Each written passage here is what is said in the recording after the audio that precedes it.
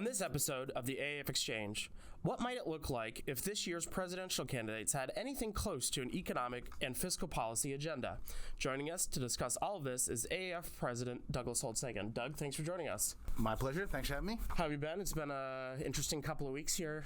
I've been loving it. I got a couple weeks vacation, and now I'm back in D.C. in August, where finding the pulse of the city is a daily task. Yeah. Like it's dead. Yeah, it really. On my walk into work this morning, I don't think I was stopped. Even at the stoplights, I was able to get through rather quickly because, I walk and there was no cars on the road, so it was kind of, it's emblematic of what the city does in August. I actually find August kind of boring, and historically I get real restless. Yeah, but the commute's way better. Oh yeah, I can imagine. For sure. So before we get into today's topic, as always, we want to know what's on your mind. So give us something to spice our August up a little bit. I continue to just be baffled and enraged by the one-year celebration of the Inflation Reduction Act. I mean, I'm not a fan of the drug pricing provisions. That's well known. The clean energy thing, I think, is where it's been the fuzziest for me. I don't understand the celebration. We haven't accomplished anything on the climate change front. In 1 year you couldn't. So there's nothing really to celebrate there. You might think, okay, well, we built a lot of solar and wind farms, and isn't that great? But we have zero plan to connect them to the EVs and factories that we're supposedly powering with them. So that's not so great. And that raises the question, what are we getting for the money, right? I mean, the real issue in the end is, did we get more out of this investment than another investment, which we could have used the money on? Mm-hmm. And this is a lot of money. So they're celebrating spending $1 trillion. That's not the hardest thing to do in DC. Right. You can get people to do that. So I just got to grit my teeth and move on. Yeah, I mean, it was originally. I mean, a year ago, it was billed as this way to fight inflation. You noted at the time that it didn't. Not a chance. That wasn't going to hold water. Now even the administration is admitting that that's not really what the purpose of it was. So I mean, it just seems like this whole 1 year anniversary is trying to put it with Biden. I'm struggling to try and figure out what this thing is. In the end, it was the sort of tattered remnants of the famed Build Back Better agenda, which was enormous in scope and scale, and this is what they could drag through the Senate and get 51 votes on. That's all there is to it. And it doesn't hang together because it really isn't a coherent plan. Yeah. All right, let's jump into today's topic and talk about some of those policy issues that aren't getting the attention.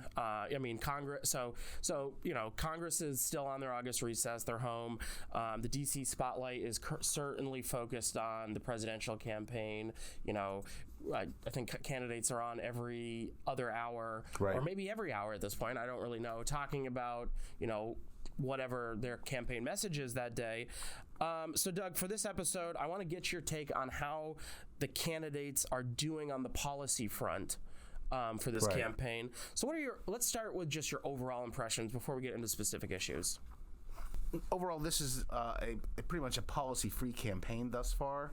They're really a double standard by its nature. There's a sitting president who's going to be one candidate. So that policy agenda we talk about a lot. We're still trying to figure out the label Bidenomics. But so that gets a fair amount of attention.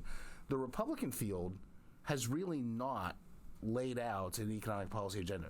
Sole exception is the speech that Ron DeSantis gave, where he talked about some of the things that he was interested in talking about. And it was sort of a funny mix of traditional small government conservative policies, low taxes, light regulation, concentrate the government on the things it does best, and sort of the new statism on the right. We're going to use the power of the state to fight ESG and wokeism and punish those companies that don't behave. So it's a funny mix of policy stances. Mm-hmm. I mean, you've been through a campaign before. There was no incumbent when you were doing the 2008 campaign. So I mean, is that normal at this point in the year that there's not a lot of policy out there? Do you foresee any coming? Well, it's I think not unfair that they haven't laid out the specifics yet. They shouldn't be judged on that. What you usually get is some sort of broad sets of principles that they enunciate, and then sort of they fill in details as time goes on. So I think I'm waiting. I'm eager to see that. But at this point in time, I think there's some things we know pretty, clearly. We just got downgraded by Fitch. That suggests that financial management, the fiscal policy outlook, is an important issue to this country. And you can't talk about that unless you talk about what you're going to do with the 2017 tax bill and its sunset in 2025. If you want to extend all of it, it costs $3.5 trillion. So that's a fairly important price tag to have a plan for. You can't talk about the outlook if you don't talk about Medicare, Social Security, both of which are on track to run out of money. Something has to be done to make those programs sustainable. What's it going to be? No one's talking about any of those things. That's the problem. So that's a great setup for, I think, going through some of these issues and actually talking about it. So, okay, let's say you just accepted a role on one of these campaigns for the candidate of your choice as the chief policy advisor. This is the first time in American history that a Doug is running for president, so you know where I'm going. I mean, this brings up, I wasn't going to bring it up, but this brings up that Politico article about the group of the associations of Doug here in D.C. The Society of, I wasn't going to call it the Cult of Doug, but maybe it's the Society of Doug. It's a secret society. It was a great Politico article. Great handshake, all the cool stuff. Yeah, I still can't get over the fact that you did that article, that interview. Anyways, so you've become the senior policy advisor on one of these campaigns. We'll start with an easy policy issue, and that's of course the national debt. What would you advise as a platform here? The threshold question is how are you going to get the debt to stop spiraling north, even relative to the economy? And so the pledge has to be, I will put in place a plan that will stabilize debt relative to GDP within 10 years and nose it downward, right? Because once you do that, the capital markets are going to be satisfied. You will have demonstrated that you can control the growth in the debt. You'll have set it on a trajectory to become smaller, not larger. There should be zero chance then of sort of downgrades, concerns about the U.S. Fiscal outlook. So that's the top line objective. To do that, you have to have a plan for Social Security, have a plan for Medicare. Those are the two programs that will grow faster than the economy, and they bleed red ink. And so the red ink grows faster than the economy. So you have to have a plan for those. And as I said, you then have to pay for all this stuff. So what are you going to do on the tax front? Yeah, and as you recall, but with all of that, yes, we have to tackle the Social Security and Medicare problem. But President Biden, in his State of the Union earlier this year, got in front of Congress and got them all to applaud, saying that Social Security and Medicare is off limits. So that seems to be pretty hard. How do you get Congress on board with this? Right, and that scream you hear in the distance was me watching that. No, that to me is extraordinarily poor leadership. I mean, you cannot take those positions. You're misleading the American people. The beneficiaries need to know what the deal is. So if you're going to retire somewhere in the next 10 years, you don't know what your Social Security benefit is going to be. That's a real disservice. If you're a senior, you have to figure out, how am I going to think about my managing my healthcare expenses in retirement? Medicare's going to have to change. So, it's a disservice to the people to say we're not going to touch this. It needs to be touched. And they need an assurance of what their benefits are going to look like. So I just can't support that. And I think every Republican should be saying, look, that's not what we need. What we need is some leadership to take care of this. Yeah. Now, that gets you into the tough stuff. What are you going to do? And take Social Security. Every bipartisan commission that's ever looked at the Social Security issue comes up with roughly the same plan. And the plan is raise some revenue, and usually they do that by raising the cap on payroll taxes back to its original 90% of wages get taxed. Now it's below 80. So you do that. That gets you more revenue. Then on the spending side, first thing you do is you raise the minimum benefit, which most people think is too small. But then you start shaving elsewhere, and you give less benefits to the lifetime affluence. You index it less for inflation in retirement. You index it accurately, and you slow the growth in benefits. The trouble with that plan is that you know who the winners and losers are very clearly, and it is we're going to raise taxes on the people at the top end of the wage distribution, and we're going to cut their benefits. So we've just identified a whole set of losers, right?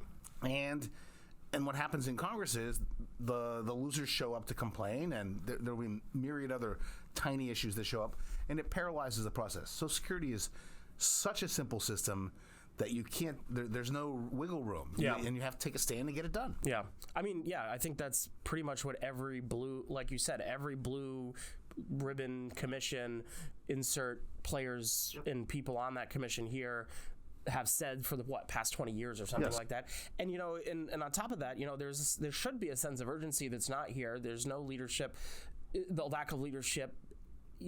Gordon does those chart books every couple of months, and I think the key takeaway, it's coming sooner than you think. Yes. The X date.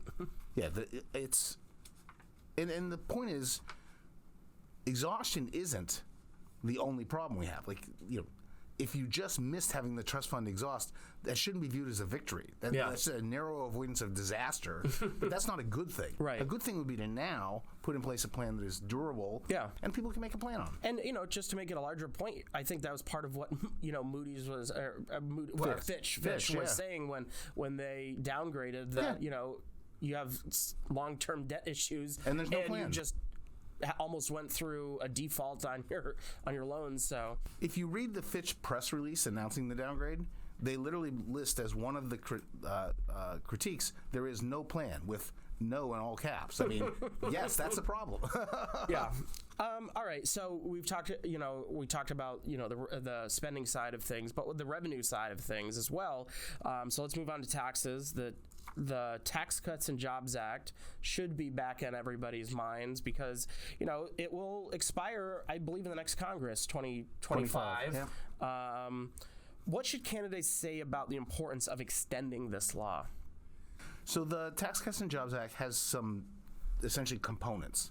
One component was a set of reforms to taxation of our largest global companies, the big multinationals. Those have been, in my view, an enormous success, and it was a requirement of the Congress that they essentially pay for themselves. To get the thing through Congress, you can't have small businesses paying the tax bill for big businesses. That's how it usually falls apart. And so to avoid that food fight, they said, okay, the large corporation stuff has to stand on its own, with the sole exception of the rate cut, right? So they cut the rate. So what did we want to do with that? We wanted to make it better for capital to be invested in the U.S. compared to overseas, and we wanted the headquarters to be in the U.S., not overseas. Both of those things have been going wrong prior to 2017. Both of those things have dramatically improved. We have not lost a single headquarters since the law was enacted. There was one company that was leaving. Mm-hmm. They changed their mind and came back. So you can't question the success of those pieces of the law. So first thing is you say, we're keeping that stuff. Right. Don't talk about raising the rate back up to 28 and 35%, things like that. Bad idea. We want the companies here, we want the capital here, and that'll put the jobs here. Then you have the tougher thing. More than half of business income is taxed on individual returns as pass-through entities, sole proprietorships, partnerships, all that stuff. If you lower taxes on one kind of business, you want to lower taxes on the other kind so that there's a level playing field. Now you're cutting taxes for rich people because it's an individual reform. There's a lot of income reported there, and now you're cutting the taxes on it. That's where you run into the politics. Right. And that doesn't apply to your average guy who just has wage and salary income. What are you going to do for them? Well, are you really going to preserve the Tax Cuts and Jobs Act for the businesses of America and not for the families? That doesn't sound like a winning formula. So the solution to all of this is broaden the base. If you want those provisions, get more serious about broadening the base. Gotcha. Yeah. So I mean, yeah. What if looking ahead a bit? It's hard to tell what the next Congress is going to look like until we've had the election. But does this get resolved, or are we looking at going back in your mind? Well, I think there are really two paths, maybe three. But imagine that one party manages to control both the House and the Senate. Then, with reconciliation, you get what that party wants. Mm-hmm. So if it's Republicans, you can make it all permanent. But you couldn't, not permanent. You can extend it all, but in reconciliation, it's going to have to sunset again. So we'll just Groundhog Day, Groundhog Day. That's what we do. If it's the Democrats, they pitch some things and raise taxes on big companies, preserve the individual stuff. They can probably do that. It's a very different outcome. Or no one has control, and you have to come to some compromises. That probably ends up being short-term extensions because they can't really get to an agreement quickly. But the best outcome, the one I don't think is the highest probability, would be for them to make some compromise and permanently set the code so people knew what it was going to be. Right. I mean, a little certainty never hurt anybody. Yeah. All right, let's do your favorite part of the podcast, trivia. Yeah, 26. The answer is 26. Yeah. I am. It should be something. It's on the Inflation Reduction Act again, so you're gonna get a third bite at the apple because you've done a dish on this. That's good. So, anyways, the Inflation Reduction Act contains a 15% minimum tax on something called book income. Yes. Such a tax is not a new idea. When was it first enacted, and how long did it last? 1986 and lasted till 1989. Yeah, well, you got it right. Yeah, Bells and whistles on that one. A terrible idea that whose time has come again. Yeah. So Go yeah, figure. I mean, it's this book income. What is this? So when firms report their earnings, they're reporting their accounting earnings prepared according to GAAP standards. So it's their financial report income. It's an income that differs completely from taxable income. Taxable income is the cash flow in a particular year. A lot of book income is stuff you expect to get in future years. It gets booked in the year that you can anticipate it. So it's a mismatch on timing. Tax income has special deductions for things we care about, like it has special tax credits for clean energy investments, for example. Financial accounting doesn't do that. It just does a straight income take. So there are income measures designed for different purposes, and it's a bad idea to use financial income for tax purposes because, number one, it's really hard to do. Like they gave up on the first year of this tax because Treasury just couldn't figure out how to implement it, and they just sent out a notice that said we're going to try next year. Okay, so that's a real indictment. Yeah, and it's not going to be any better next year, I promise you. But the other thing it does is it gives you an incentive to misreport your income so your taxes are lower. That's the last thing you want. Yeah, you want financial reporting to be as clean as possible. Right. I mean, so why now? Why is this back? Because did we just all forget how bad of an idea it was? Yes, probably. The lesson's been lost.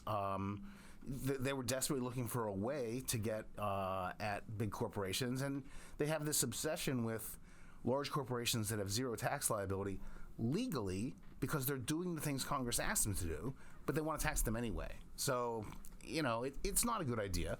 If you want large corporations to pay taxes, don't let them be eligible for the deductions that they're taking. But then you're going to cut off a lot of investments that the Congress wants. Mm-hmm.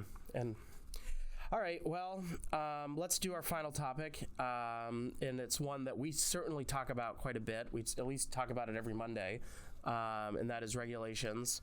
Yes. President Biden just this week passed the $400 billion in regulatory costs mark, which nearly doubles what President Obama did. What his record was to this point in his term. Right. I mean, that's stunning. What are your thoughts here? Yeah, it's stunning, quite frankly. So for listeners who don't know this, there's every Monday the Week in Regulation comes out. Dan Goldbeck prepares it, and he keeps a running tab of the Obama, Trump, and Biden administrations to comparable points in their tenure. And so, the Obama years were stunning, at least to me.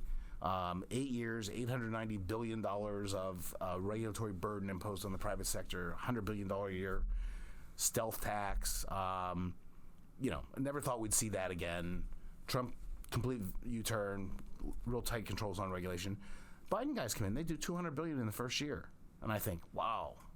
And because at that point, they haven't really gotten going on the climate stuff. I mean, the big ticket items are just starting to roll out. Yeah. So they have just vastly exceeded the Obama guys. The cost per regulation is nearly double again. And so they're doing a lot of regulation. It's very expensive. And at this point, it seems they're not thinking about the larger growth consequences. Those regulations are big cost shocks. They're the same as supply chain problems in the pandemic, and so we have these self-inflicted supply chain problems.